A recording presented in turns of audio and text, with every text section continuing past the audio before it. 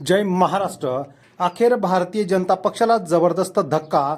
लोकसभेच्या निवडणुकीच्या तोंडावरती जबरदस्त धक्का बसलाय।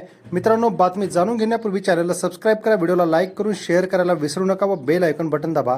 उद्धव ठाकरे यांची ताकद दिवसेंदिवस वाढत आहे, तर एकीकडे भारतीय जनता पक्ष यांनी शिंदे गट आणि अजित पवार गटाला जागा वाटपामध्ये कमी जागाचा देण्याचा जो प्रस्ताव आहे तो प्रलंबित आहे। त्यातच भारतीय जनता पक्षासोबत जाऊन शिंदे गटाची आणि अजित पवार गटाची आता तारंबळ उडालेली आहे। जो त्यांनी शब्द दिला होता तो शब्द पाळताना दिसत नाहीत आणि ठाकरे भाजपपुढे झुकत नव्हते, म्हणूनच दोन्ही पक्ष फोडले। मात्र ठाकरेच्या पठ्ठ्याने एक करेक्ट कार्यक्रम केला।